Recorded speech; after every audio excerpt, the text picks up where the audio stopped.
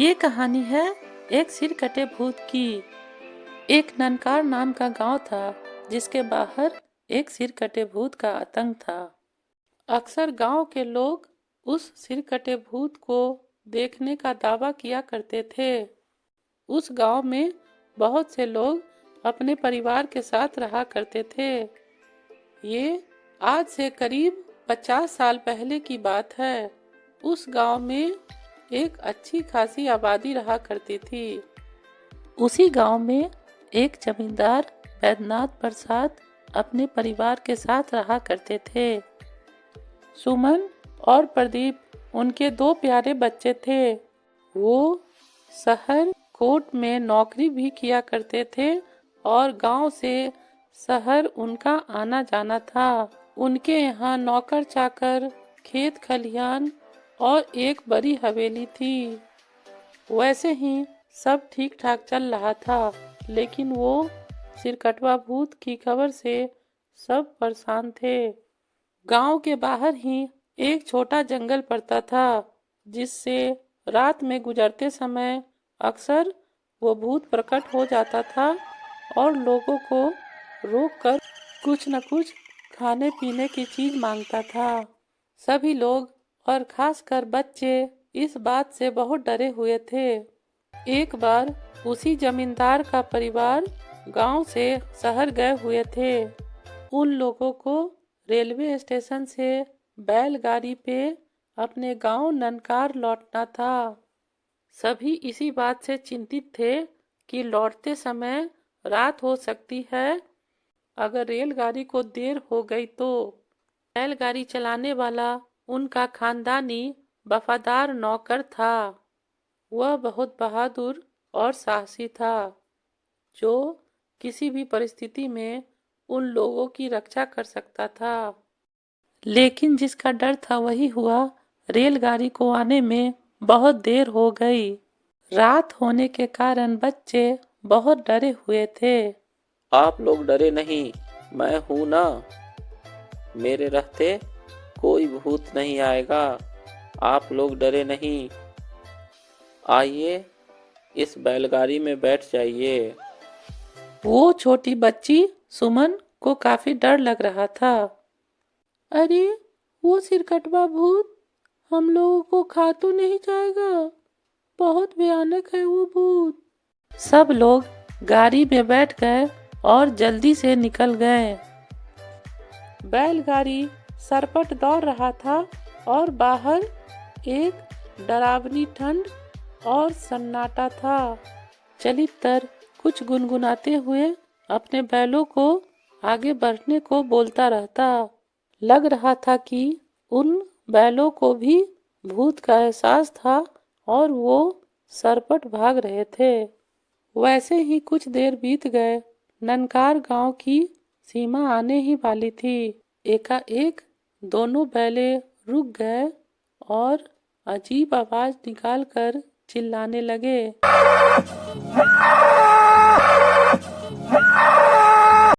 लेकिन चलितर बहुत हिम्मत से काम लिया और बस आगे की ओर देखता रहा। फिर वही सिरकटवा भूत बैलों के सामने प्रकट हो गया। बैलों का डर से बहुत बुरा हाल था और वो अपनी जगह पे उछल रहे थे। बैलगाड़ी में पर्दा लगा हुआ था, जिससे बच्चे डर तो रहे थे लेकिन भूत को नहीं देख रहे थे। आप लोग चुपचाप गाड़ी में बैठे रहें, कोई भी आवाज न करें। मैं देखता हूँ इस सिरकटे भूत को। आ, आ, रुक जा, रुक जा, कहाँ जा रहे हो? हम तो अपने गांव जा रहे हैं। हम ननकार के ही हैं। ए सिरकटे भूत। आज तक कोई मुझे इतनी बेबाकी से जवाब नहीं दिया। बहुत बहादुर लग रहे हो। मैं एक वफादार नौकर हूँ। मालिक और उसके परिवार की रक्षा करना मेरा काम है। यही मेरी बहादुरी है। हमें छोड़ दो और हमें अपने गांव जाने दो। छोड़ दूंगा, छोड़ दूंगा, पहले थोड़ा तंबाकू तो खिलाओ। देता हूँ, लेकिन सिर कटे भूत, तेरा तो सिर ही नहीं है, फिर तुम तंबाकू कैसे खाओगे? मजाक करते हो, भूत से मजाक। अब देख मेरा ये रूप। फिर वो सिरकटा भूत अपने सिर के साथ प्रकट हो जाता है। बिना सर के लोग मुझसे ज्यादा डरते हैं, इसलिए मैं बिना सिर के घूमता रहता हूँ। ये लीजिए भूत जी, तंबाकू खा लीजिए। फिर वो सोच रहा था कि इस भूत को तंबाकू देकर यहाँ से निकल जाऊंगा। और दो तंबाकू मुझे। वो भूत तो तंबाकू मांगता ही जा रहा था। और दो तंबाकू, अच्छे से रगड़ के देना। इधर बैल और बैलगाड़ी में बैठे हुए बच्चों का डर से बुरा हाल था, लेकिन वो लोग चुपचाप बैलगाड़ी में बैठे हुए थे। चलितर बार बार तंबाकू अपने हाथों में रगड़कर उस भूत को दे रहा था। बहुत बढ़िया तंबाकू बनाते हो, बहुत अच्छा तंबाकू है। वो जरा भी रुकता तो भूत गुस्सा हो जाता और तंबाकू मांगने लगता। सब लोग यही सोच रहे थे कि जल्दी से सवेरा हो और ये भूत भागे यहाँ से। लेकिन उस समय किसी के पास घड़ी नहीं थी और सभी को सूर्योदय होने का इंतजार था। ये भूत कब भागेगा माँ? कहीं ये हम सबको खा तो नहीं जाएगा?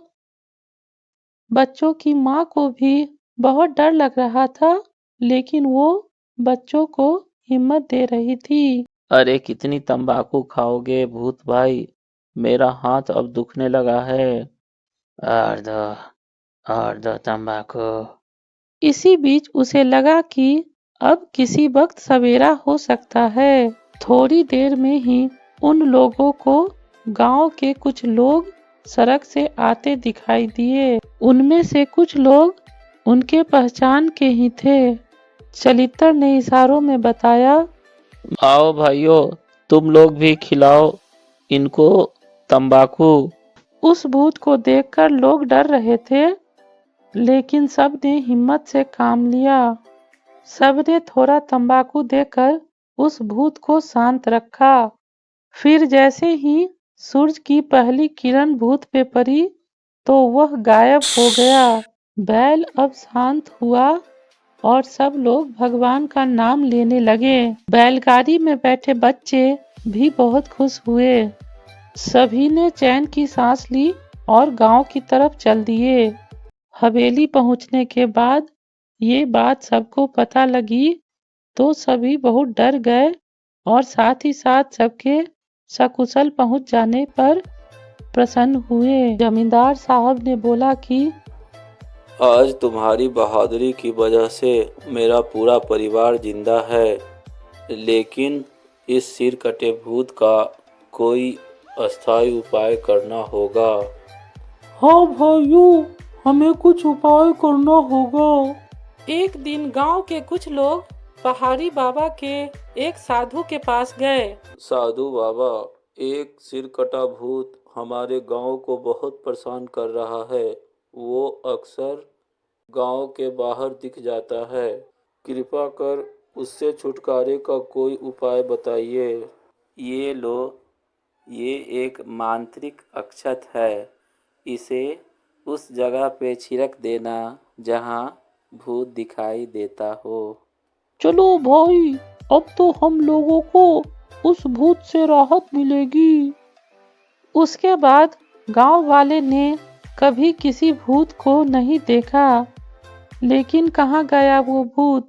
क्या वो अक्षत के प्रभाव से भस्म हो गया या यहाँ से भागकर कहीं दूसरे गांव या किसी जंगल में जा बसा?